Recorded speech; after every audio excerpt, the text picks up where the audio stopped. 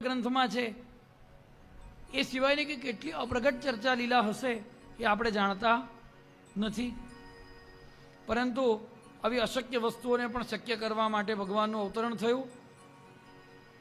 હવે ભગવાન જગન્નાથપુરીમાં પ્રગટ થાય છે. કેવી રીતે? હિમાલયથી જગન્નાથપુરી. ડાકોર નામ સાંભળ્યું છે બધાએ? કોણ ડાકોર ગયું નથી?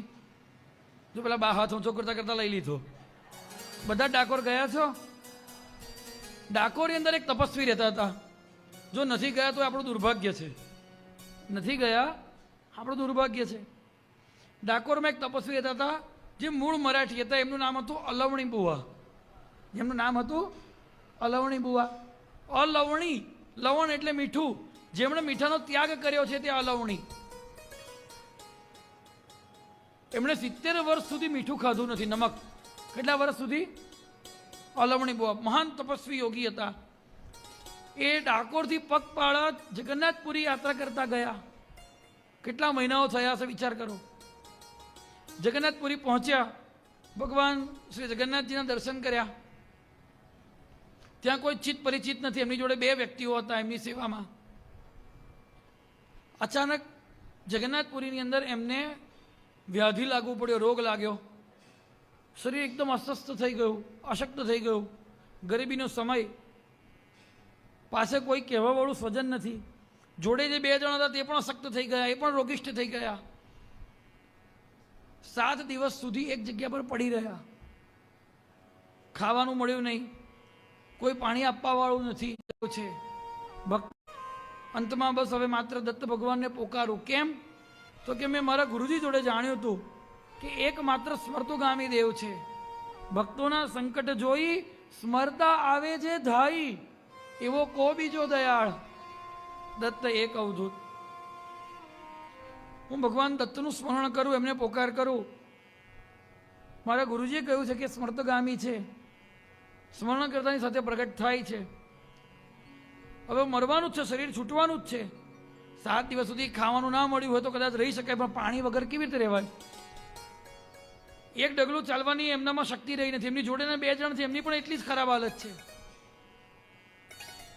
અને જ્યારે આર્ત થઈને ભગવાન દત્તને પોકારે છે ત્યારે હિમાલયમાં રહેલા દત્ત ભગવાન પરનાર સિંહ એમનો પોકાર, આર્ત પોકાર સાંભળીને જગન્નાથપુરીના બજારમાં પ્રગટ થાય છે.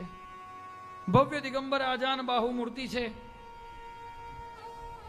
ભગવાનનું સ્વરૂપ એવું છે કે આખું જગન્નાથપુરીનું જે બજાર છે એ સ્તબ્ધ થઈ ગયું. ભીડ અટકી ગઈ. હજારો લોકો ભેગા થઈ ગયા.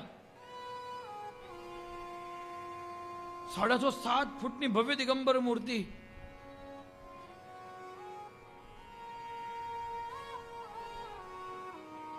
ભગવાને પોતાના લાંબા આજાન બાહુ હાથથી અલવણી બુવાનો સ્પર્શ કર્યો.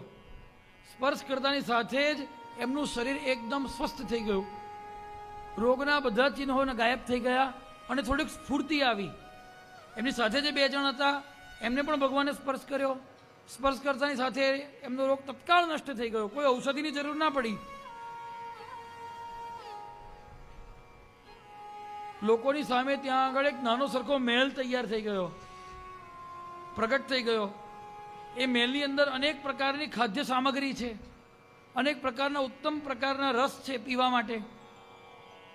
ભગવાન એમનો હાથ પકડીને મહેલમાં લઈ ગયા. ત્યાં દાસ દાસીઓ અમને પંખો નાખે છે.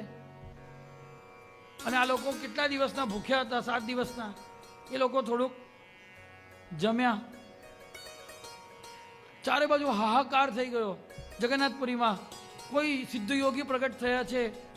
પ્રચંડ કાય શરીર છે, આજાન બાહુ હાથ છે. લોકો એવું કહે છે કે આ દત્ત ભગવાન છે, દિગંબર સ્વરૂપ છે. આ સાંભળીને એક આંધળો પણ દર્શન કરવા માટે આવ્યો. આંધળો પણ દર્શન કરવા માટે આવ્યો. આંધળો થઈને દર્શન થાય નહીં. લોકો બોલી શકતા નથી. ભગવાનનું સ્વરૂપ જોઈને સ્તબ્ધ થઈ ગયા છે. જેમણે બાપજીના દર્શન કર્યા છે એમને ખ્યાલ છે કે દર્શન થતાની સાથે બોલી શકાય નહીં, સ્તબ્ધ થઈ જવાય, ઠરી જાય. મોઢામાંથી શબ્દ ન નીકળી શકે. પણ પેલા આંધળાને ભગવાન દેખાતા એટલે બોલી શક્યો. શું બોલી શક્યો? કે ચારે બાજુ સન્નાટો છવાઈ ગયો છે, આપ જે કરુણા નિધાન હો તે મારા પર કૃપા કરો, મને તમારું દર્શન કરવું છે. અને ત્યારે ભગવાને પોતાના શ્રીકંઠની અંદર સુગંધિત પુષ્પની માળા જે ધારણ કરી છે એ માળા પોતાના શ્રીકંઠમાંથી કાઢીને એ આંધળાની ઉપર નાખી. એ માળાનો સ્પર્શ થતાની સાથે એની નેત્ર જ્યોતિ પ્રગટ થઈ ગઈ અને ભગવાનના દર્શન કરી શક્યો. આખા જગન્નાથપુરીએ જોયું કે જે અશક્ય છે એ શક્ય બન્યું. અને ત્યારે સમર્થના ભક્તો ગાય છે, અશક્ય હિ શક્ય કરતીલ સ્વામી, શક્ય હિ શક્ય કરતીલ સ્વામી, નિશંક હોઈ મના નિર્ભય હોઈ. તારક મંત્ર પ્રચંડ સ્વામી આવડતું હોય તો ગાઓ, મોટેથી ગાઓ.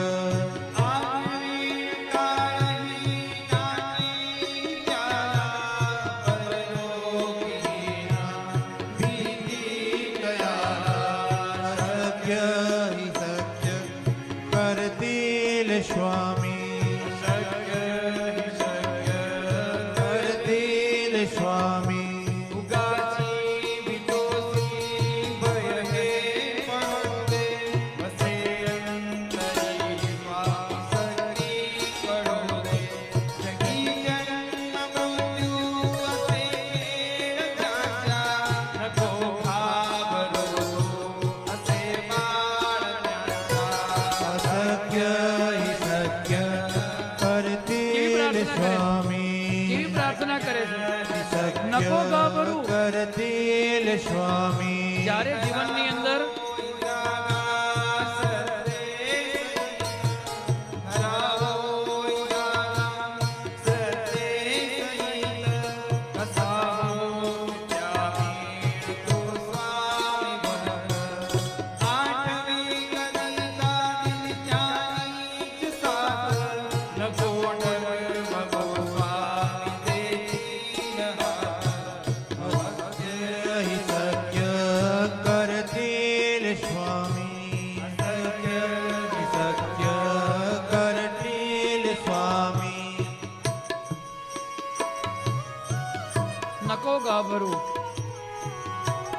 જ્યારે આપણા જીવનની અંદર કોઈ વિપત્તિ આવે, આપણે થોડા ડગમગાઈ જઈએ, જ્યારે આપણને એમ થાય કે હવે આ પરિસ્થિતિમાં શું કરી શકીશું, તે વખતે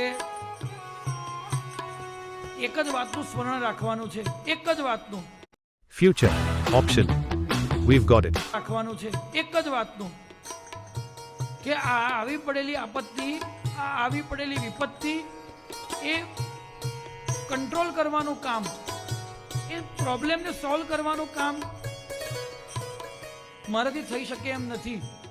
પણ જે સ્વામીરાય છે એ કેવા છે તો કે જે અશક્યને પણ શક્ય કરે એવામાં સમર્થ છે. હું અસમર્થ છું પણ એ તો સમર્થ છે ને. બસ દ્રઢતાપૂર્વક એમના નામનો જપ, એમનો તારક મંત્ર જો પ્રતિજ્ઞાપૂર્વક દ્રઢ વિશ્વાસપૂર્વક સ્વામીની સામે બેસીને એક વખત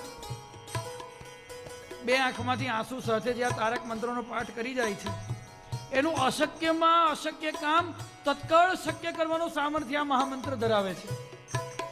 તત્કાળ શક્ય બને છે.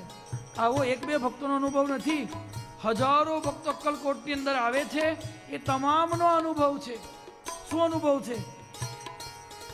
અશક્ય હિ શક્ય કરતીલ સ્વામી. શક્ય હિ શક્ય કરતીલ સ્વામી.